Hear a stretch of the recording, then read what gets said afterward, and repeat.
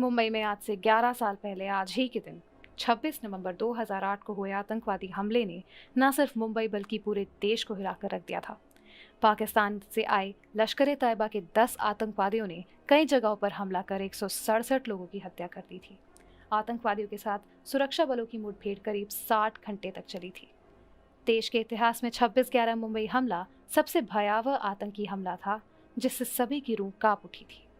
देश के लोग आज भी उस घटना को नहीं भूल पाए हैं। 26 November 2008, India suffered one of its worst terror attacks here in Mumbai. Behind me is the iconic Taj Mahal Hotel, which was one of the epicenters, the worst hit. Over 200 people died, over 700 were injured. India's patience was tested. News Mobile presents to you this special to recap what happened on 26 November 2008. Do watch this special.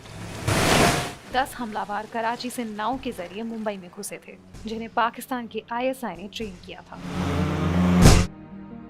पहला दिन, तारीख 26 नवंबर 2008। आतंकवादियों ने एक भारतीय मछुआरों की नाव को हाईजैक किया और मुंबई के किनारे पहुंचते पहुंचते मछुआरों को खत्म कर दिया। हमले के लिए उनके पास AK-47 राइफल और भारी मात्रा में विस्फोट थे। ये सभी आतंकवादी दो के ग्रुप में बंट गए और अपनी अपनी दिशा पकड़ ली। इनमें से 2 आतंकियों ने दक्षिणी मुंबई के कोलाबा स्थित लियोपोल्ड कैफे को निशाना बनाया, 2 आतंकियों ने नरिमन हाउस, तो वहीं बाकी आतंकी 2 की टोली में Chhatrapati Shivaji terminus, hotel Trident Oberoi और ताज होटल की तरफ बढ़ गए। There were 4 different targets: Oberoi, Taj, Nariman House, and CST. They divided these people into buddy pairs. Each was given a specific target. And during the selection, one aggressive person. पहला हमला रात करीब 9:20 पर व्यस्त छत्रपति शिवाजी टर्मिनस पर हुआ। 2 आतंकवादी इस्माइल खान और अजमल कसाब ने मेन हॉल में प्रवेश किया और अंधाधुंध फायरिंग शुरू कर दी, जिसमें 58 निर्दोष लोग मारे गए और करीब 104 घायल हो गए।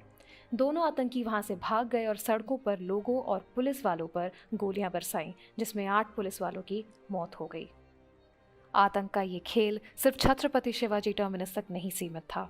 दूसरा हमला दक्षिणी मुंबई के कोलाबा स्थित लोकप्रिय रेस्टोरेंट और बार लियोपोल्ड कैफे पर हुआ। यहाँ दूसरे आतंकवादी शोएब उर्फ सोहेब और नज़ीर उर्फ अबू उमर ने कैफे में गोलीबारी की, जिसमें कुछ विदेशी नागरिक सहित 10 लोग मारे गए।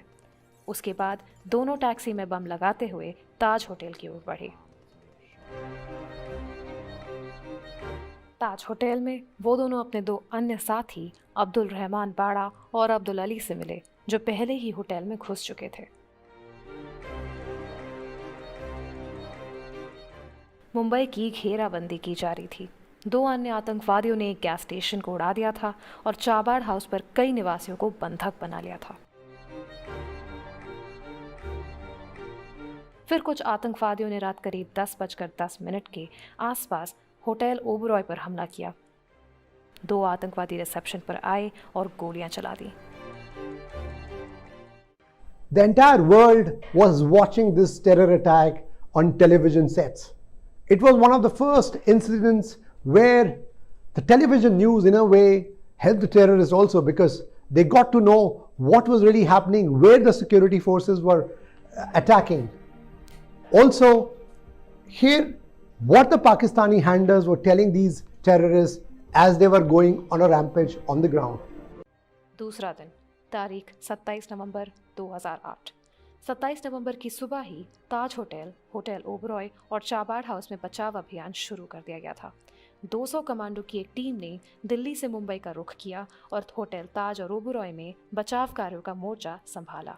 वही 20 NSG कमांडो ने चाबाड़ हाउस में बचाव अभियान शुरू किया। आग लगे ना, नीचे से शोले नजर आएंगे, खुद वो भागेंगे, फिर परेशान होकर। तो नीचे ग्रेनेड जो है ना, 10-15-20 मिनट के बाद ना 2-3 ग्रेनेड आप वो इस्तेमाल कर ले। नीचे जाके ग्रेनेड का ब्लास्ट होना, ये उनके लिए एक दफा अच्छा खासा झटका होता है, वो पीछे भाग जाते हैं। तीसरा दिन, तारीख 28 नवंबर 2008।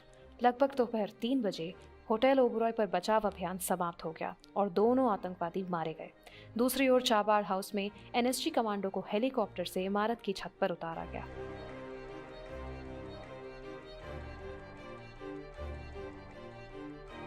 ज्यादा आपका जो टारगेट है ना, ये जो ताज होटल, इस इसको कवरेज दे रहे हैं मीडिया ते आदत ਤੁਸੀਂ ਕਿਉਂ ਨਹੀਂ ਲਾਉਂਦੇ ਹੋ पर बात ना अगला लगे इंशाल्लाह।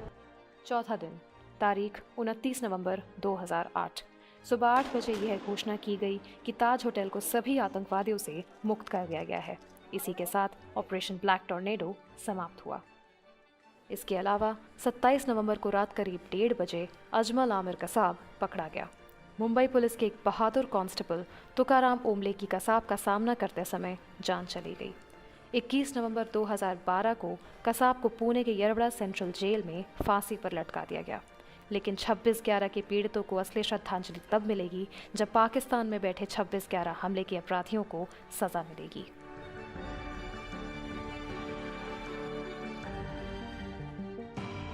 The 26/11 attack was one of the biggest shame for India. After the attack, we have not been able to get any of the key conspirators and the mastermind Hafiz Mohammed Saeed punished.